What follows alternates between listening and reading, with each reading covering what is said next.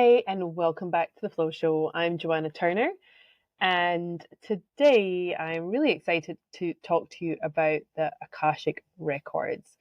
Now, the records are something I will talk about and reference a lot, I'm sure, during the show, as will some of my guests. We first talked briefly about it with Asia.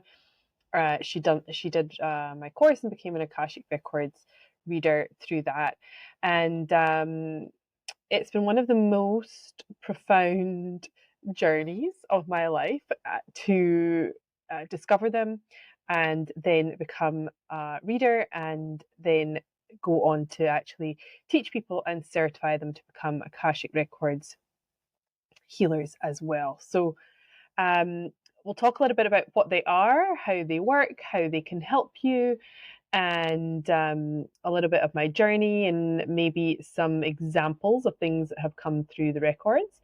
And we'll take it from there. So today I've actually gone ahead and opened the Akashic Records for the Flow Show.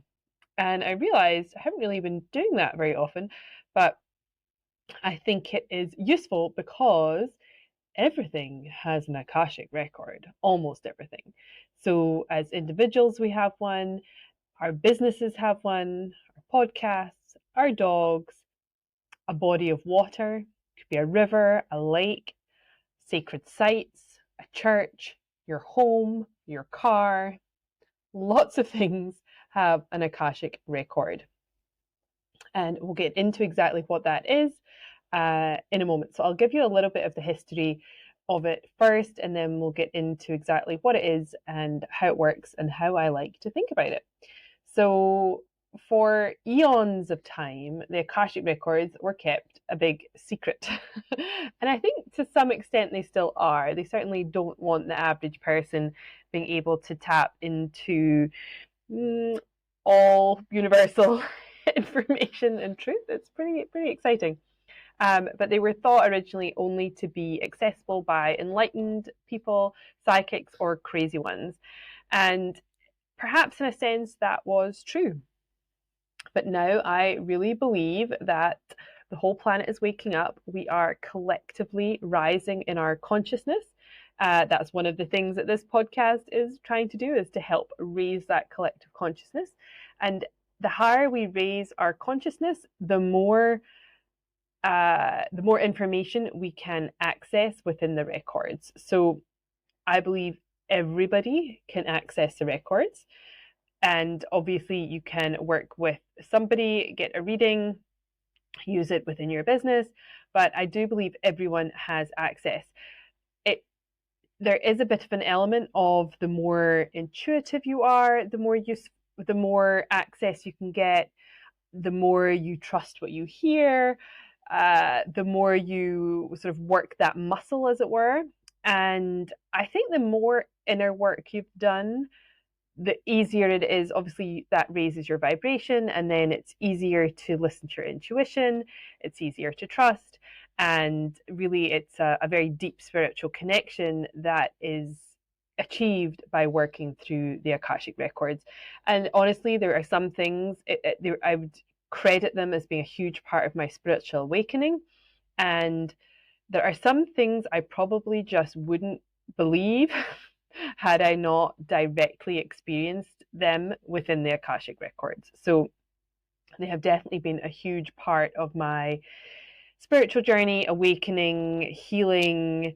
And obviously I've worked with a lot of my clients using them and created some really profound, magnificent shifts in their healing, in their direction, in their soul's journey. And it's been a real honor to use them, to get to work with them, and also to teach other people how to do it as well. So we get to talk about it and find out how it can help you in your life. So we'll get into exactly how that is as we go on. But if you're ever looking for answers to big questions, this might be the episode for you. So if you've ever heard of Nostradamus, he created a lot of predictions in a time when his work would have been thought of as witchcraft.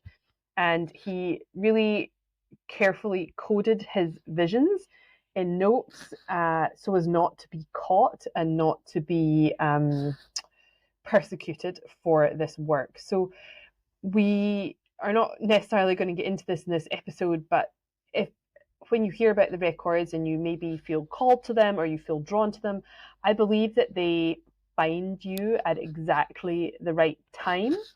They certainly found me at the right time, and but they can garner some fear, and we'll talk about that as well.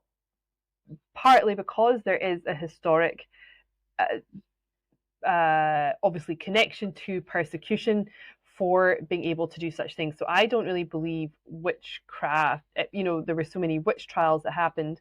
We'll get into this probably in another episode, but really the people that were persecuted, I believe I was a witch in a past life, and was killed for that work. But really being a witch was just people who were women mainly, who were intuitive, artists, midwives, herbalists, nutritionists, that type of person, and they were systemically wiped out. So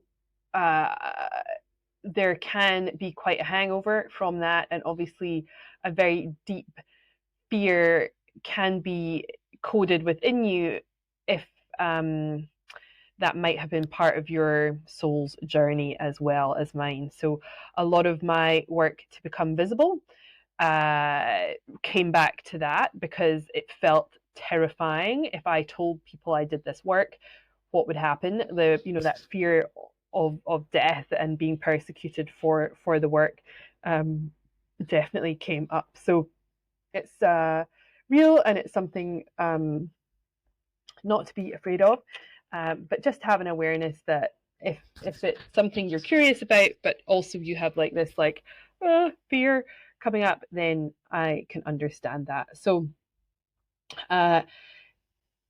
obviously they're called the Akashic Records, and Nikola Tesla first brought that word into our awareness, and he said all perceptible matter comes from a primary substance or tenuity beyond conception filling all space. The Akasha, or luminous ether, which is acted upon by the living, giving prana, or creative force calling into existence in never-ending cycles, all things and phenomena. So that is quite convoluted. We'll break it down and figure out exactly what he was really trying to say. Actually, a while ago, I have a few notes here, but when I wrote them, I had just recently heard Deepak Chopra. I think it was in an interview or a podcast, something. I personally will not listen to him ever again. I don't think he is what we imagined he was, and I think he's sold out. But I did hear him acknowledge and mention the records in that interview, but he also said that only a few special monks in Tibet could access them. So I don't think people like him saying that is particularly useful. Nowadays, there is no hierarchy. There is no better than or, more spiritual than. We all have the ability to access them. And I think saying that only a few, gifted monks in Tibet can get there is really ridiculous. So we can all get there. It does take a bit of practice. It's a very high vibrational space to be in, a sort of high vibrational frequency. And so really to work with them, you have to practice and get used to being at that higher vibrational frequency to get your body ready for it, to get your mind and sort of your connection there. Another prominent historical figure was Edgar Cayce. You might have heard of him, the sleeping prophet, as they called him. And he was the first one, well, apart from Tesla, to mention Akasha, to call them the Akashic Records, or also referenced as the Book of Life.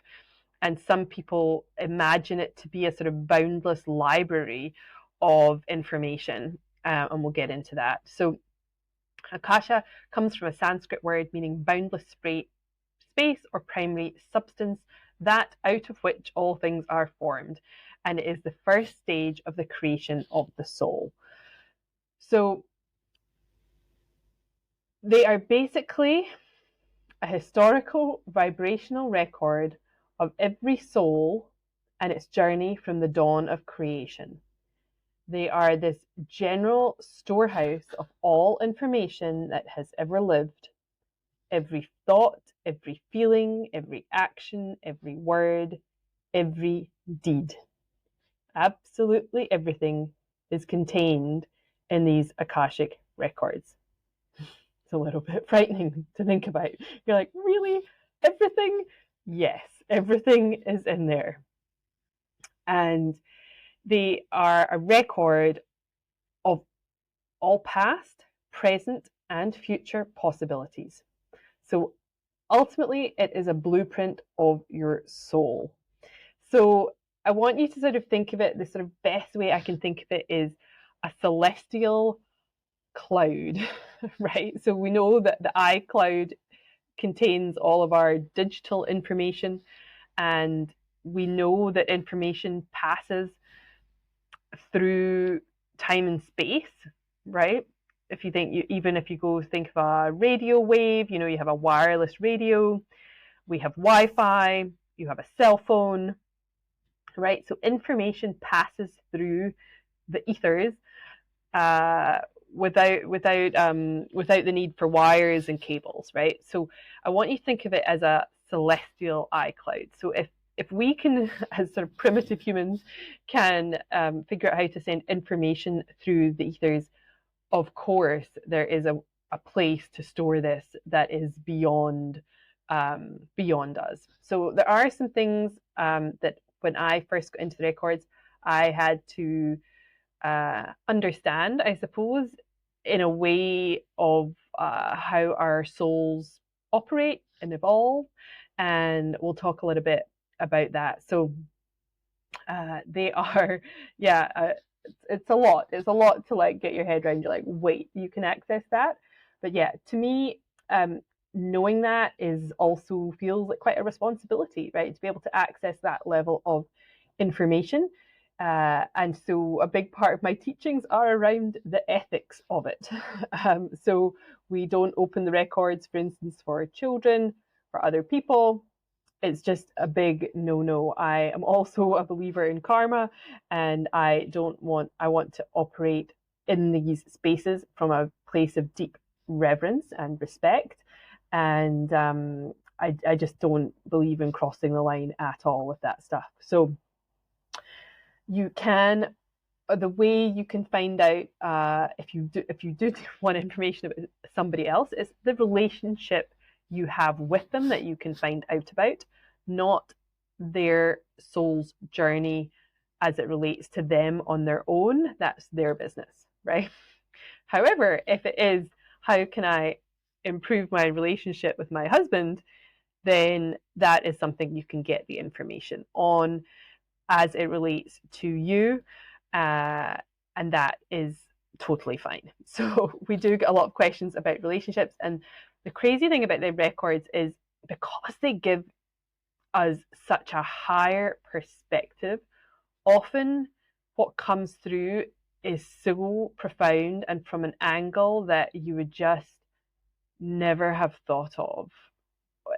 Your best thinking couldn't have got you there. Like, it's just quite incredible, the level of information that comes through, and you can see things from totally different perspective, which is quite amazing. So so the way I think of, so let's talk about this big library. So all of the information is kept in this huge celestial library, or the way I like to think of it, more updated version, is a giant iCloud, right? And they are kept and sorted and protected by the record keepers. And when we open the Akashic Records, we are connecting with the record keepers and our masters, teachers, and loved ones that are also in the spirit realm. So it's always kept, we open with a very high intention and only allow the highest vibrational energy to come through, and nothing else. So it's very much a benevolent, beautiful, loving space. And I have never had any other experience with it. Only the highest truth and love will come through.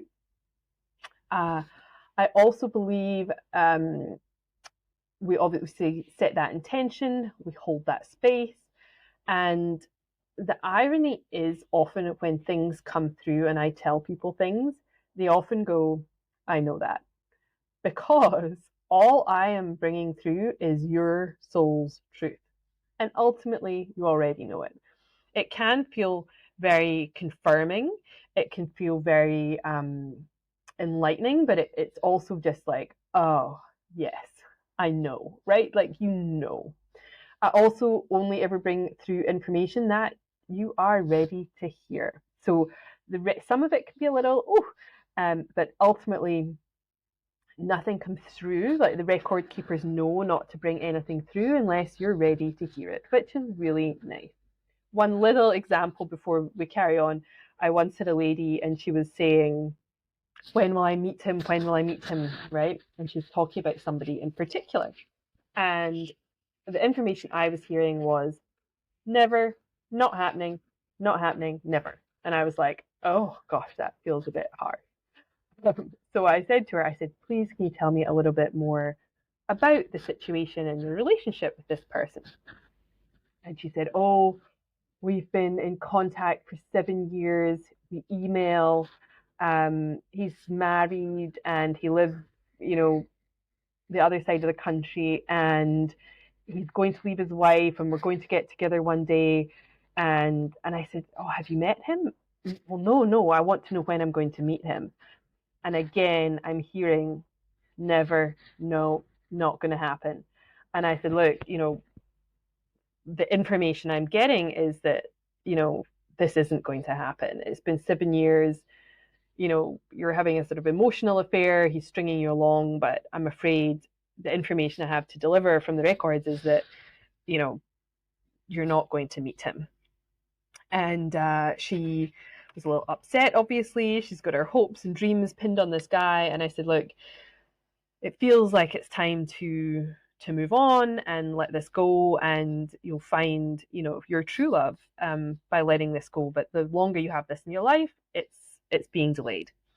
And I didn't know this lady at all, but she was just really struggled with it. And I said, that's okay. I said, look, I'm just the deliverer of the message here, right? Do with it what you will. Like, I can't do anything else. Anyway, she got back to me a few days ago and was thanking me profusely. She had gone back, she'd spoken to the guy and basically said, look, if you're never going to meet me, if this isn't going to work, you have to tell me now. I need to move on with my life.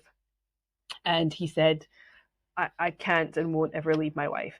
And she would never have, without the records, she would never have asked the question. She would have never got the answer. She might never have got the closure. I don't know how long she would have gone on being strung along, by these sort of emotional emails. But she was so internally grateful and wanted to send me a gift because her whole life had just changed, and she was able to accept the situation and let it go and move on. So it's she didn't want to hear it, but she was ready to hear it, and that's, so you only get that level of information through that you are ready to hear, and that is also going to be beneficial for your life. It's definitely a very positive thing, and I believe it's only there for good and for helping us be the best we can be. So they're a very interactive space, and we access them and hear the information in different ways. For me, I get it sort of through all of my clear senses.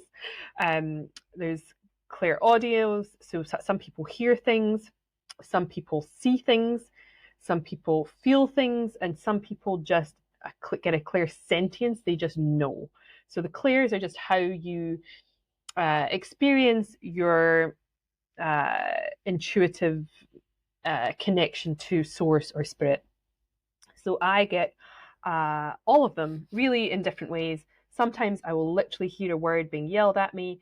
Sometimes this just stream of sort of conscious speaking comes out of me, and it feels like a can feel quite forceful. It can feel quite like, this, you need to hear this. I need to get this out right this second. I'll sometimes get visions, and sometimes it's like a physical feeling. I'm like, oh my gosh, I just suddenly feel sad, or I can't breathe, or I can't, I can get a physical feeling of what that is. So just as an example of that, I was lucky enough to be able to speak at Mind Valley University when I was in Tallinn in Estonia, and I hosted a sort of lunchtime breakout session, and oh gosh, probably one of my biggest, over 100 people turned up, and we did a little talk, and then I did a sort of demo, let's call it. So I had some people in the audience just ask me questions, and I would open their records and give them the answer. And again, these are people I didn't know. It was just, just fun sort of audience work to sort of show them what it had. And this girl was like, I'm in a real crossroads with my career, and I just don't know what I'm doing. What should I do?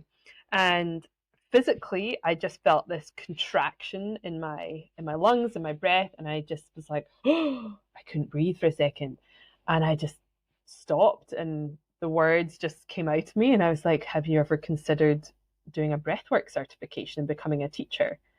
And this girl's jaw just about hit the floor, and she was like, oh my God, yes, I've totally been thinking about it. I haven't done it. And I'm getting goosebumps right now saying that. And she was just a little freaked out and a little blown away. And that's just how it comes through. It's just that's not me. It was just, that's how the record keepers communicated that with me. And that was, for her, was confirmation of her journey, and maybe that the Akashic records were real. So that was kind of cool.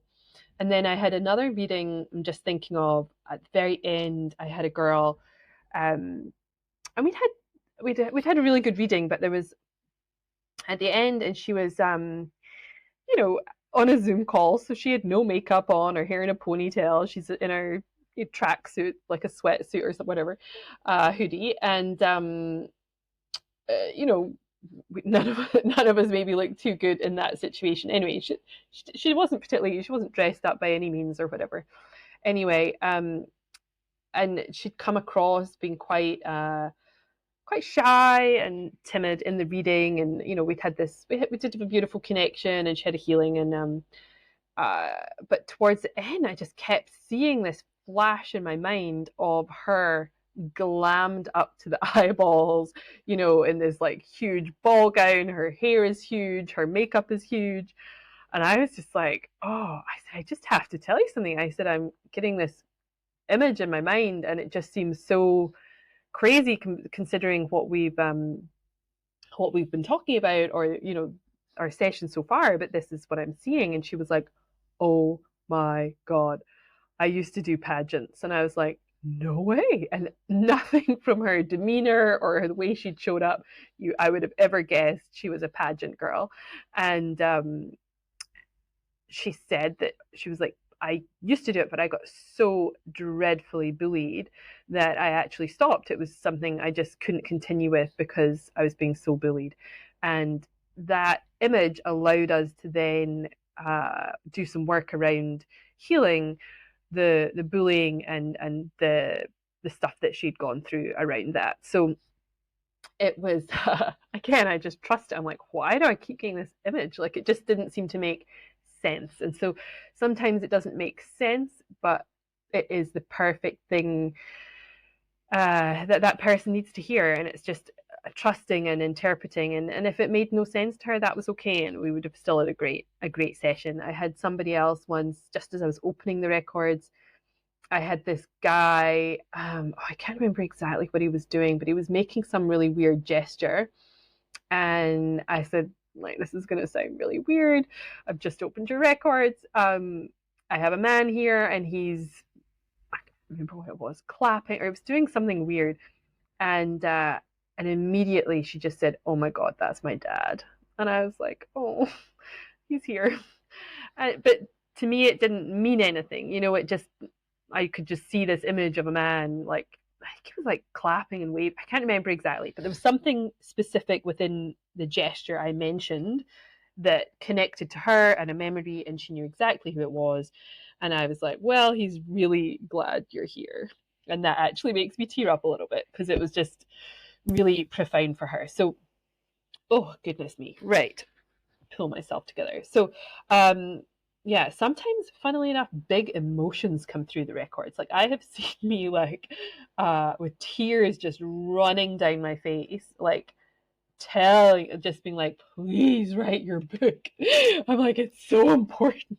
I remember one girl, and I was just like, it's so important that you write this, like, write it. They're just like begging me to beg you to write this book, so it can be really like a lot of energy and emotion can come through, and yeah, they're just really, really beautiful. So the cool thing is, nobody can access your records without your permission. People might try, and I've had some pokey clients try and sort of poke into things, and they're just going to get a distortion. They're not going to get a real reading when it is not done with truth and love and permission.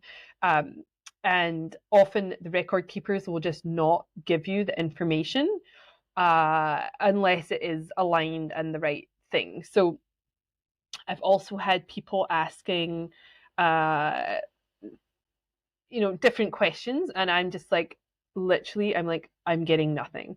I said, they do not, it's too early, it's not the right time, the different connections haven't been made, like that answer is not available yet, it's undetermined, like we can't get there.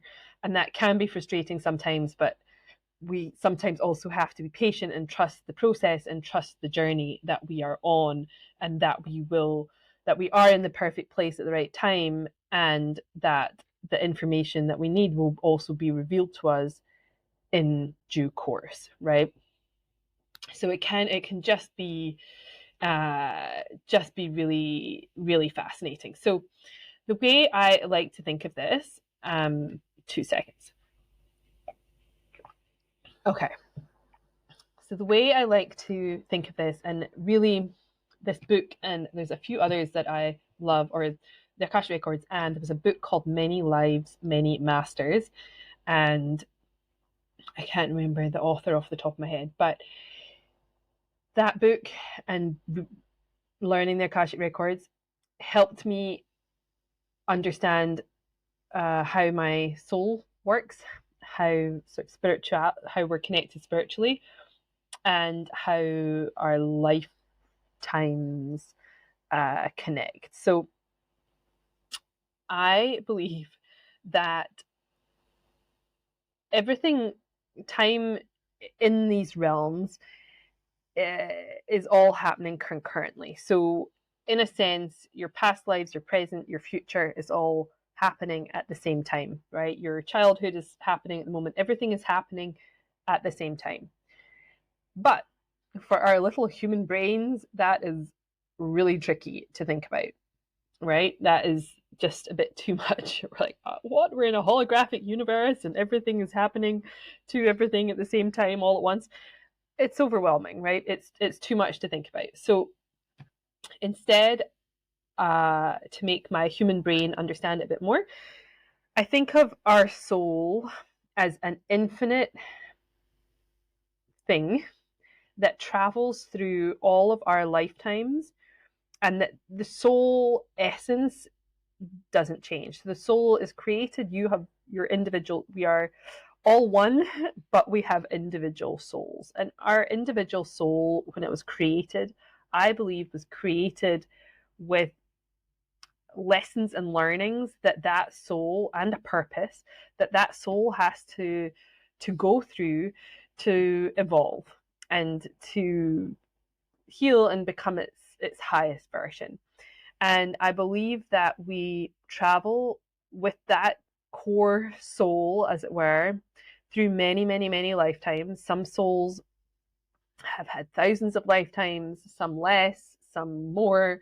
There's also some brand new souls coming through. Some of the children now are the most pure, brand new, gorgeous souls. And it's everything, and that's wonderful as well, right? So there are no prizes for having had extra past lives. Okay, it just means you didn't learn your lesson fast enough. So in each of these lives, past, present, future, but let's call them a past life because it's easier to think about. We have entered that lifetime with lessons to learn, and while I believe at some level our soul in between lifetime chooses the lessons for that next lifetime, we still have some choices within that lifetime, right? So we get there. And the lessons are, do you learn the lesson, right? Or not? Some of us don't get there, right? Do we learn the lesson quickly or slowly? And do we learn it through joy or pain, right? We have some choices. It doesn't sometimes feel like it, but we do.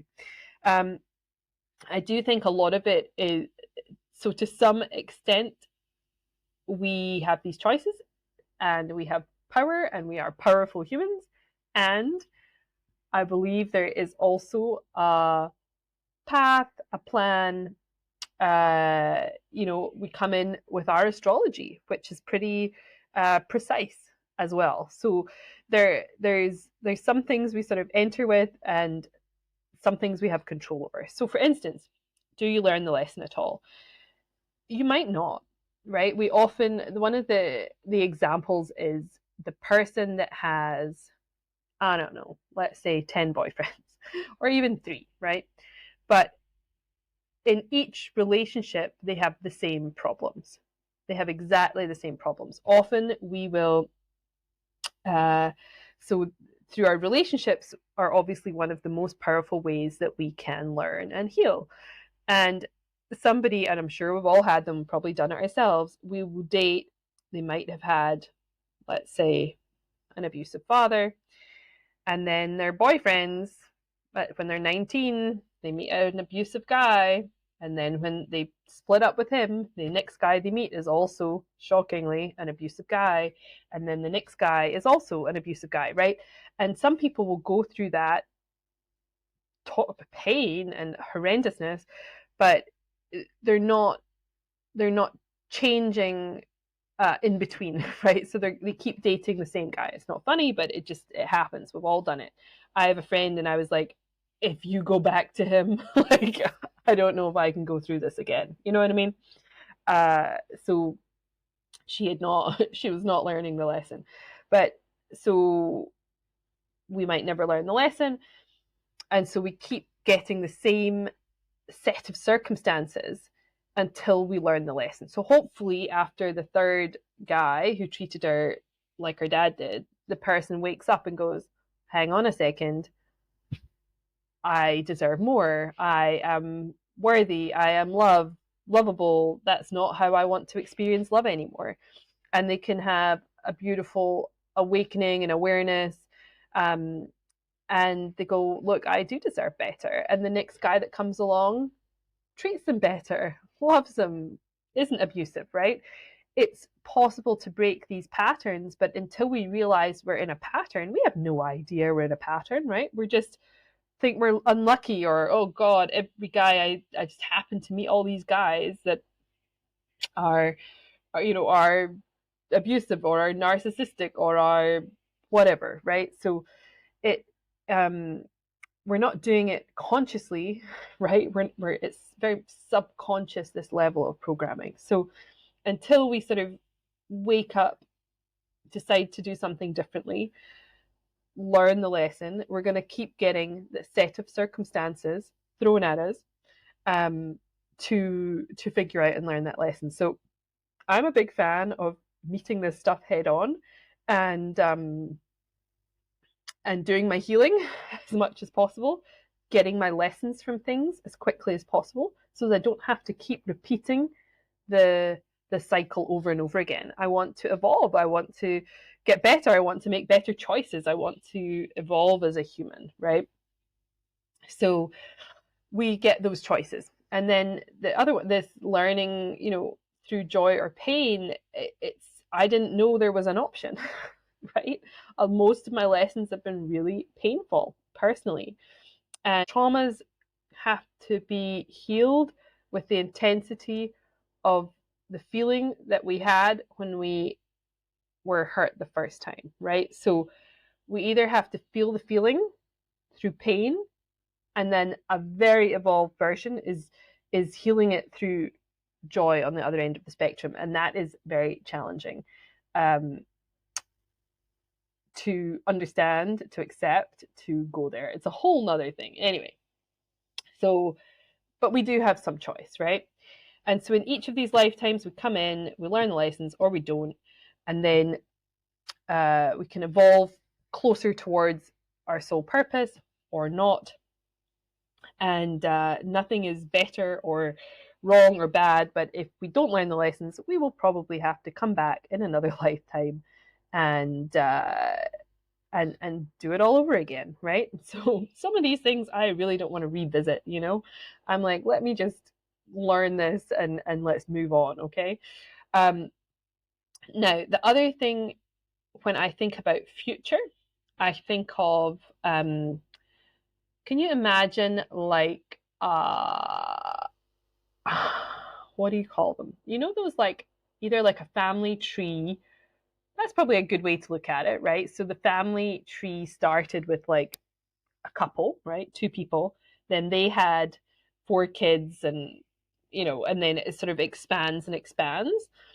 So imagine something like that. Or if you're into your sports and you like watching tennis, for instance, right? Wimbledon, I think they have 102 people start in the men's and the women's, and then that's cut down to, I guess, 51 or 52 or whatever, and then it halves and it halves and it halves until you get all the way to the final. So imagine something like that. Or the football, right? If you've got the leagues and you've got everyone in the league, and it it comes down to the semis and the final. Flip that around, right? So we're starting at the end that has the one person, right? Or the finalist at the end. So I want you to imagine it. You turn it on its side. Okay, this might be a bit of mental gymnastics for you.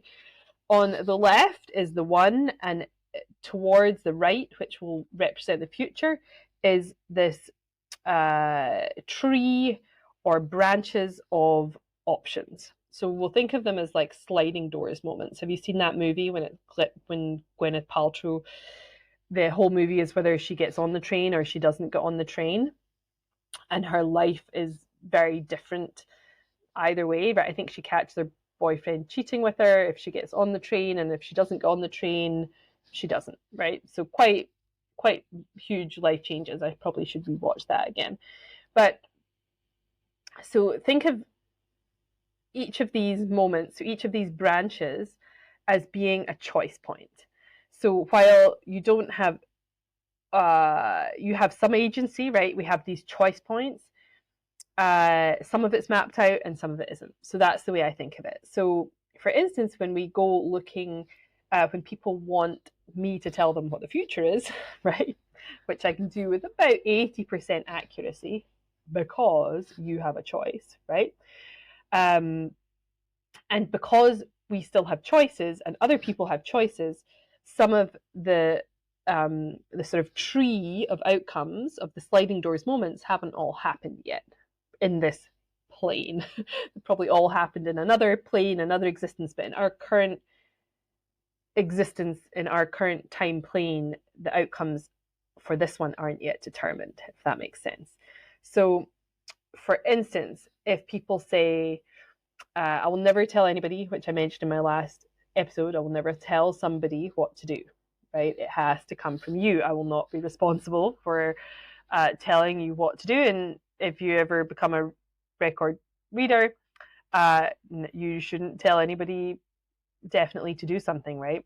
These are the type of things we cover in the course. So I like to say, let's look at, if you do this, what might happen? And on the flip side, if you don't do that, what might happen, right? So you can start to see down the path or the sliding doors moment if you go left or right, okay?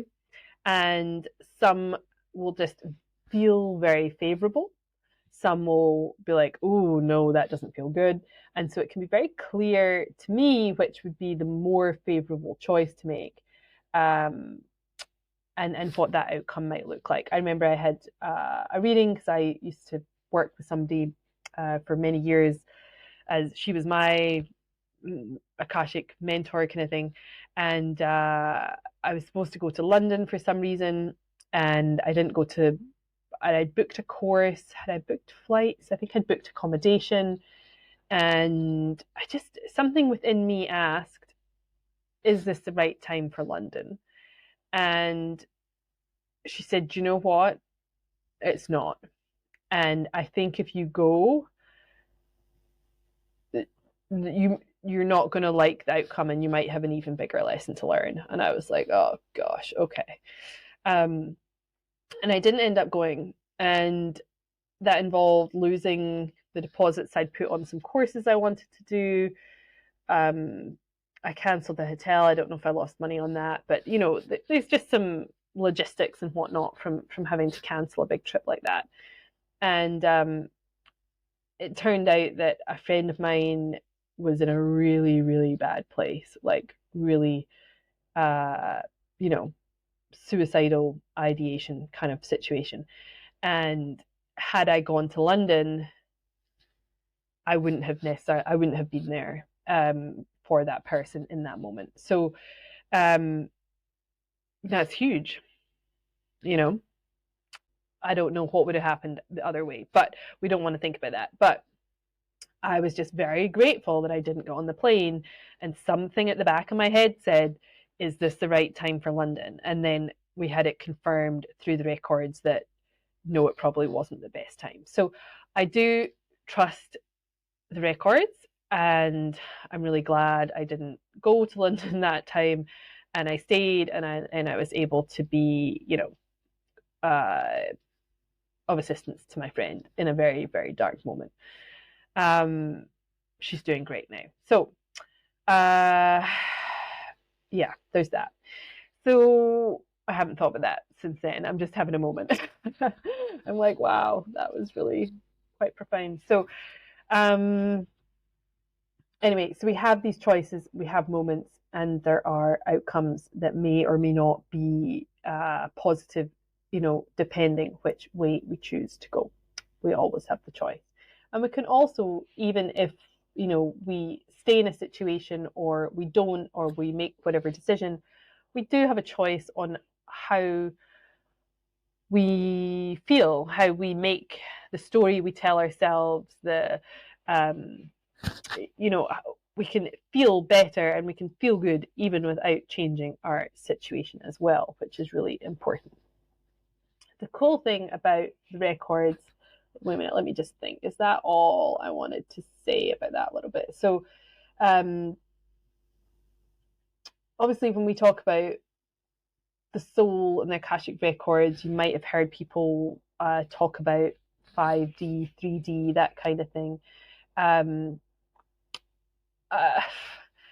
3D is just really, it's the old ways, it's our sort of illusion of separation and ego, and if I want this, and if you have it, then I don't get it, and it's comparison, and it's fear, and it's all of those things. And really, for me, 5D which is the vibrational space and beyond of the records, is a place of love. It's collaboration, connection, and really the absolute opposite of, excuse me, I'm a little tickle.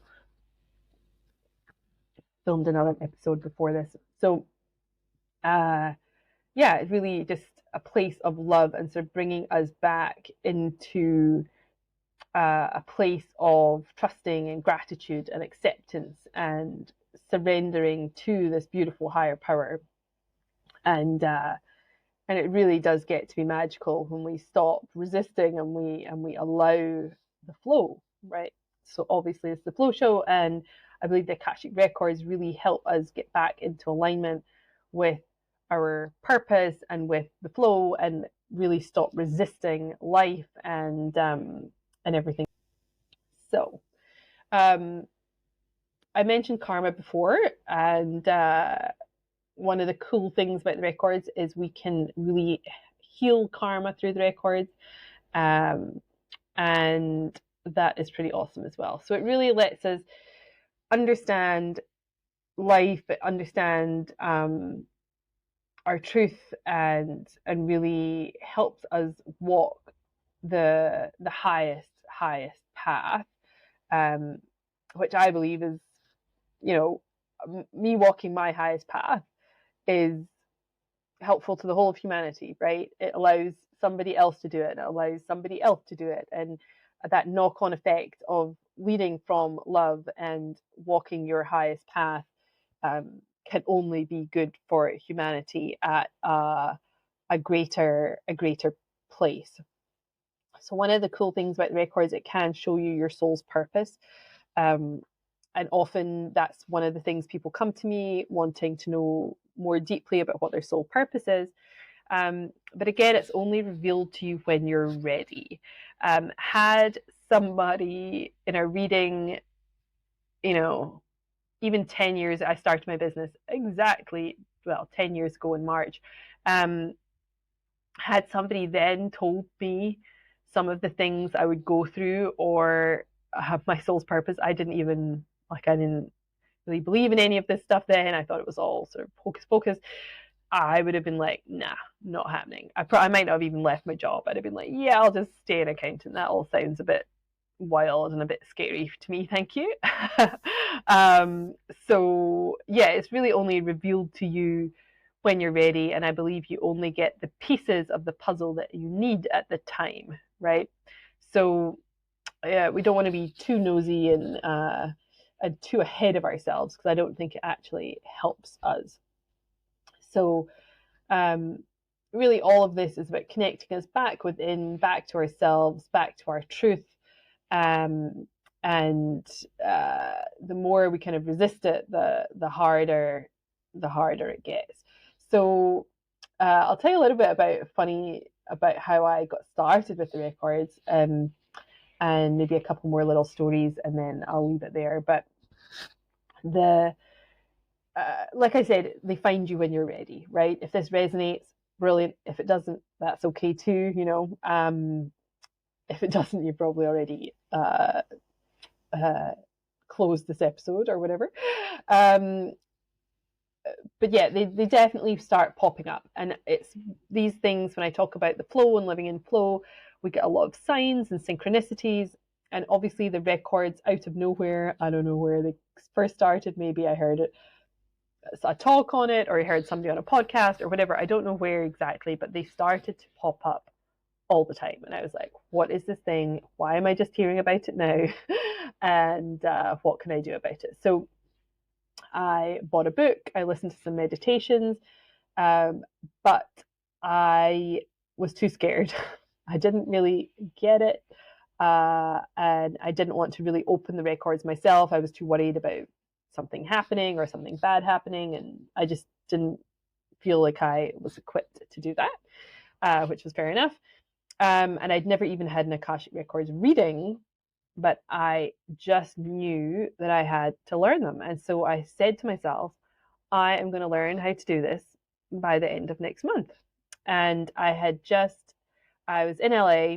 I had just run my first big 3-day live event at the Line Hotel in LA. And it was a 3-day multi-speaker event with like 100 people and the whole shebang. It was like a full-on summit. It was a lot. I'll talk about that another time. But so I just run my first 3-day event. Really, for the first time, probably that event brought me A, to my knees, and 2, into surrender, and 3, allowed me to find some faith that I maybe didn't have before that. So it was quite a profound journey for me putting that event on. I will never underestimate what it takes to put on something like that. Unbelievable. So, especially because I didn't have a lot of these tools before I did that. And I only discovered some of them afterwards. So, anyway, I'd just done that and I was staying in LA. And anyway, this course popped up that was running in person in LA. And I thought, I'm going to sign up and go to that. And I did. And it was at this lovely lady's house. And we turned up and each day and she taught us and we opened our records and things like that. So really beautiful experience. That was just level 1, which is really opening the records for yourself, right? Level 2 is more about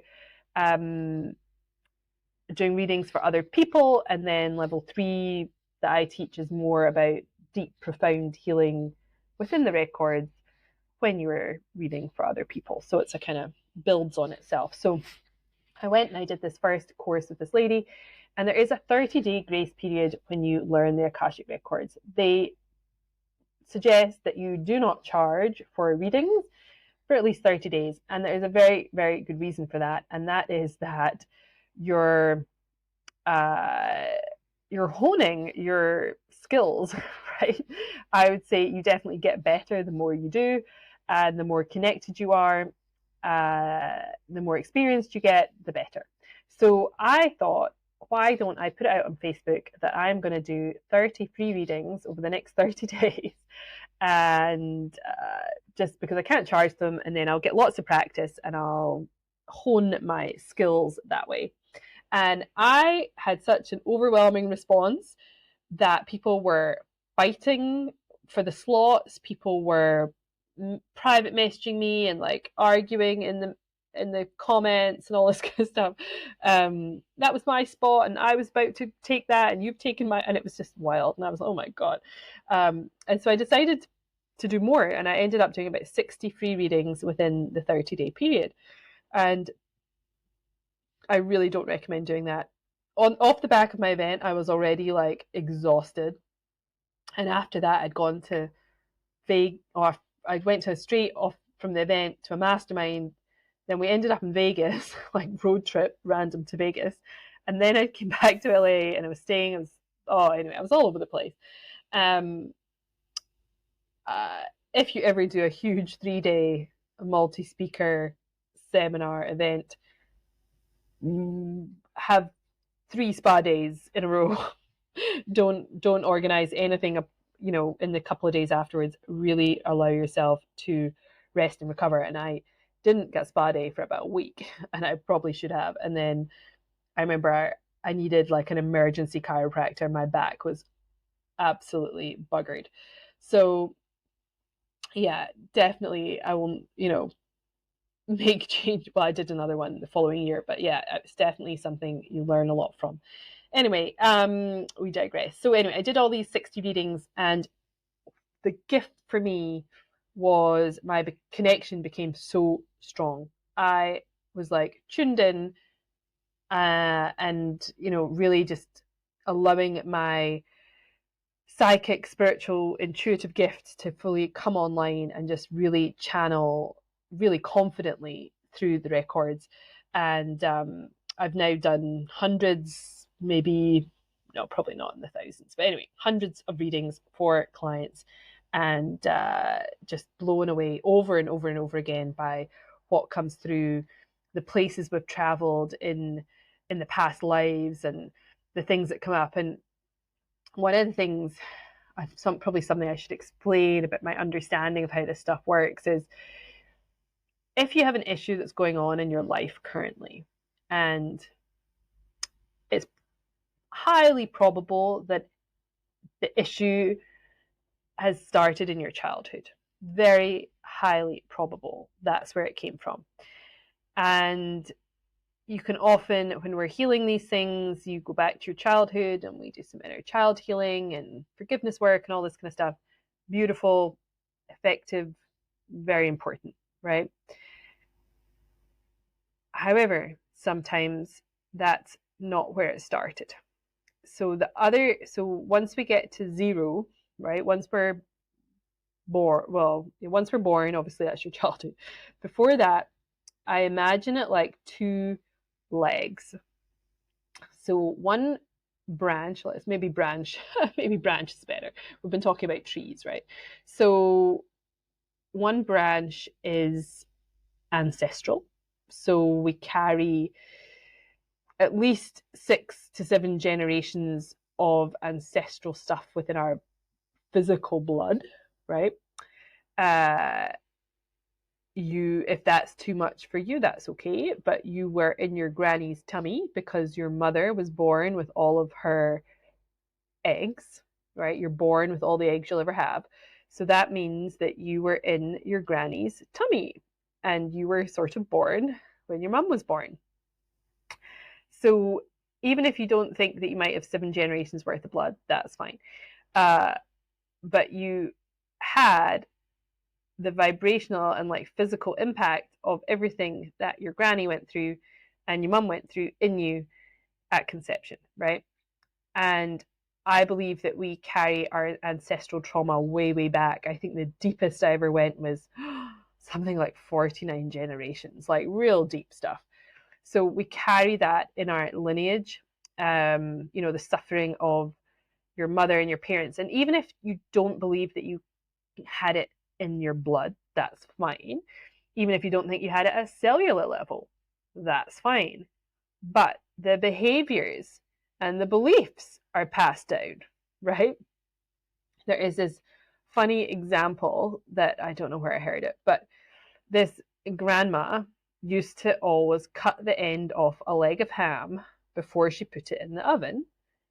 And that's what she did, right? So her daughter grew up, cut the end off the leg of ham, put it in the oven. And then her daughter was, cutting the end off the leg of ham, putting it in the oven. And her husband was like, "Why are you doing that?" And she said, "Oh, I don't know. That's just the way my mum always did it." And so she phoned her mum and said, "Mum, why do we cut the end off the leg of ham?" And she said, "Oh, I don't know. That's just the way my mum always did it." And so they called Grandma and said, "Grandma, why are we cutting the end off the leg of ham before we cook it?" And she was like, "Oh my God, I used to have the smallest oven and it would never fit." Right? So we blindly just follow what we're taught and what we're told without questioning it, right? That's just how you do it. You just cut the end off and then you stick it in. Like, why? Like, anyway, so this isn't about a leg of ham. I hope you understand that. I know you're very smart. But this is about our beliefs and what we believe about our bodies and how women should behave or act, or men should behave or act. We're passed this stuff down through the belief systems, what we're taught, all that kind of stuff. So we don't question that, we don't heal that, we can carry on, but we have the power to change it for future generations, right? That is what anyone listening to this podcast is here for. You are here to break the chains and break the patterns of your ancestral trauma. Sorry to break it to you. And often we are the black sheep of the family, and we end up having to do all this work. And we're like, I remember being in a women's circle once and I was like, why am I having to do all this and nobody else is having to look at their stuff? This is exhausting. And the really cool thing though is, by me or you healing your stuff, you are healing it for your mother, for your grandmother, right? You are healing their lineage. And you are also doing it for your children, whether they are already born or not, right? So they're not born, they can be, they can be born free of this. And if they are already born, it still works. So you are still releasing them from those chains if they're already born, which I think is so cool. So often, sometimes I've had mothers work with me, and they feel guilty for taking the time out, for doing the work, for spending the money, whatever. And I am like, no, this is the biggest gift you can give to your children and your whole family now and for future generations. Like, this is the work. It is massive. It makes me emotional again. I'm welling up thinking about it. Right. It is huge, this work. And it's important, and it's hard, and it's amazing and wonderful, right? So that is one leg of the branch. And the other one is that's going through the past lives, right? So all the way back, I've had people go back thousands and thousands of years into lifetimes and resolve the trauma. So if you can't figure it out, you're like, okay, this doesn't seem ancestral. Why do I have this problem? Nobody else has this problem. Nothing happened to me in my childhood. I don't understand. Often it is a past life trauma that is showing up in this lifetime, and we have to go into the past life to pull it up from the roots and get rid of it. So, and that work, when you do it, you are good. It is done. It is complete. But unless we go and really look at the roots, it's just going to keep coming back and coming back. So doing the past life work and resolving that can be incredibly powerful, incredibly profound, beautiful work. And let me just check where we're at with this recording. Nearly an hour. Oh, God, I really can't talk. Okay. So going through these past lives is beautiful and healing and really, again, important, especially if you just cannot figure out a weird thing in this lifetime, right? Maybe it's a phobia or a belief or a pattern that keeps happening. Like, what is going on? And I've had people, and one of the reasons I so believe in this work is because time after time after time, hundreds and hundreds of times, we've done this work and we've traveled through these past lives, and it's just profound. Like, nobody's making this stuff up. A lot of it is not glamorous, it's not fun, but the feelings are deep and like, just, oh, it's just incredible. So I've had people travel back to the dawn of creation, to the time just before their soul was born, like really profound journeys, just wild, beautiful places. And we just go there and we just see what happens and we heal what comes up. So yeah, pretty beautiful, profound work. So there is obviously so much more to all of this. I've obviously gone really quite into depth and told you some stories, and I could go on. I'm thinking of another story. I'm already like, oh, should I tell that story? It's just so crazy. Okay, maybe one more story. Can you handle one more story? So no, do you know what? I'm going to leave it. I'll maybe do a whole another episode on some wild client stories. I think it's just getting a bit much. But the beautiful thing is I have the course available. So I have decided to reopen Akashic Alchemy for you if you would like to do it. So it is a all pre-recorded wonderful course, obviously. When I decided to teach the Akashic Records, well, it decided I was teaching them. I was very beautifully gifted my own way to open the records. so I think part of the reason I hadn't been teaching it is because I didn't resonate with the different ways that people opened the records, and I kind of wanted my own way. And after sitting in meditation for 2 days, I was gifted the way to open the records. So my own way of doing it. And it's really just a modern twist on the way it's always been done. But really just instead of it being this big old dusty library, because when Edgar Cayce was doing this at the turn of the century, that was his reality, right? That was how information was kept and stored. And now we store our information on computers in the cloud, right? And so I have a more modern way of opening it that is just, yeah, it's just different. So it's easy and everybody can do it, like I said. So really it's training about how to do it, how they can really impact and benefit your life. Obviously the healing, understanding your past lives, karma, how to really align with your soul's purpose, getting really clear on your next steps, how to really quantum leap in your timeline, understanding your relationships, love dynamics at this like totally cosmic level that you're like, wait, what? Which is really awesome. Breaking all the limiting beliefs and patterns, and getting some of the answers to the biggest questions in your lives, whether that might be, where should I live? What should I do next? Should I start my business, close my business, right? All that kind of stuff is really is available for you within the records. But it's something that we practice, and it takes time, and it's, takes trust. Anyway, so I've got this course. It is taught over the 30 days. Like I mentioned, we have this 30-day period.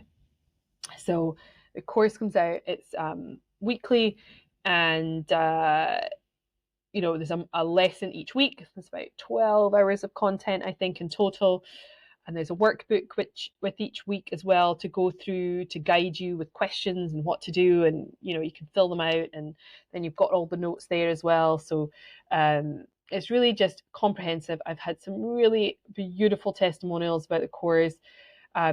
People said it was the best course they'd ever done, the only course they'd ever finished, the most enjoyable course they'd ever done, one they got the most out of. So we have some really beautiful feedback, and a lot of the people that learned are still using it in their lives and in their businesses with their clients every day. It's one of these things that it can be a beautiful add-on. So if you are obviously a coach or a healer, yes, absolutely. Even if you were like a marketing and branding person, you can channel branding and marketing through the records. Yes. So I have a client, we have designed their course launches, their branding, their wording, what their their core messaging should be, their price points, the dates their cart should open, the day it should close, all this kind of stuff, like their core course, what they should be learning, all of that kind of stuff is available within the records. So no matter what your work is, or your coaching or your healing, it is possible. I've been to massage therapists that channel through the records, Reiki people that do it. It's just a really nice add-on for you if you want to improve your connection with spirit and have more access to more information. Now, it won't be straight off the bat, you're like, oh, I'm like channeling everything. It can feel a bit clunky at first. It can be a bit scary. You can be like, I'm not getting anything. But we go through all of that. We go over all your fears, and we work through all that in the course, and really let you figure out at your own pace. So, after the 30-day period, you are tuned in, turned on, with some just major clarity, purpose, and really feeling aligned. And that's it. So the course, like I said, that's level 1, is opening your records, and you can practice with other people, but you're not really reading, you're not really qualified to read for other people. Level 2 is really helping you with how to do readings for other people. I would highly, highly recommend that. And then, like I said, level 3 is a higher level healing, more practical course. And yeah, it's kind of, I suppose, my unique way of healing that I've actually never experienced with anybody else. And I've always kind of hoped people would do what I do, and nobody has really taken me to those, helped me take me to those places when I've been in sessions. And so I kind of created the method, I suppose, that I wish more people had. Yeah, so it's beautiful, it's profound, it's quick, and it's awesome. So anyway, options. Level 1, open for yourself. Level 2, learn to open for others. Level 3 is that deeper healing. And then I also do one-off readings for people. That's available. And obviously then I work with people through business coaching and mentoring. And we work with the records. We don't always do it, but sometimes, more often than not, I would say we use the records for business planning, mentoring, things like that. But so much of my business mentoring is helping people get out of their own way and heal all their stuff so as they can grow, so their business can grow. So it's a very much a combo. I don't really feel like I can separate the two. I don't feel like I could just coach somebody on strategy and not touch on any personal development stuff, because there's always fears and beliefs and stuff that comes up.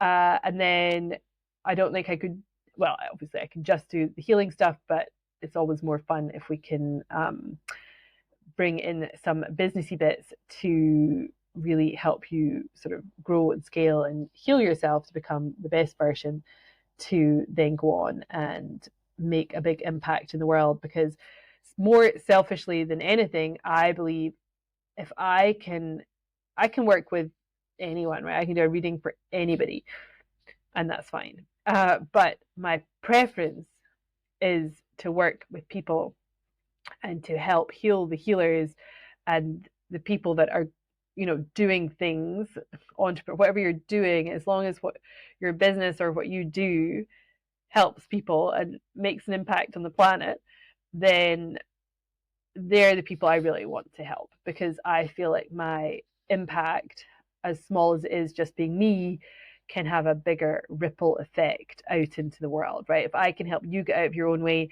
and then you can go and help 1,000 people get out of their own way, and then some of them can go and help people, then I think that is a beautiful, powerful, amazing thing. And that's it. So yeah, so if you did fancy working with me as a client, as a businessman, as having me as your business mentor / Akashic Records healer person, you can book a free call with me that is available, will be in the show notes. You can have a one-off reading, or sometimes I have other little packages available, like an Akashic business review, which is always amazing, a sort of half day, me come in and just review everything and just give everything a once over through the records, which is really beautiful and awesome as well. So there are lots of different options. Choose your own adventure, choose your own journey. And I'm here if you've got any questions or anything like that, let me know. I'm working on getting the courses are available right now. They are also being put on to a lovely new platform, so as they will be even more user-friendly, even though it's all there and recorded and available instantly already. I'm just doing a few tweaks behind the scenes to make it even nicer. So if you've got any questions, please, like I said, you feel free to reach out and ask, or book a free call with me. It's just a free, no obligation consultation. We have a chat. What's going on? Can I help you? Great. Yes, no. Are we vibing? Excellent. Let's go. If not, no problem. But yeah, that is available as well.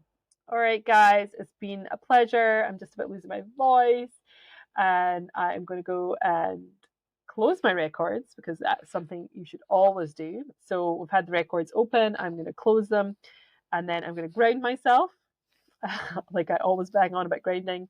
And I'm going to take some magnesium and some omega-3s and some electrolytes and go to bed. That is my plan. All right, guys, take care. And obviously, as always, massively appreciate any subscribes, follows, reviews. I would love some reviews. If you share this on your social media, I would love to share it back. And yeah, anything, if you have a friend that you think would resonate with this or a different episode, please send it to them. The more that we can help ourselves and help others, the better. All right, take care. I will speak to y'all soon. Bye.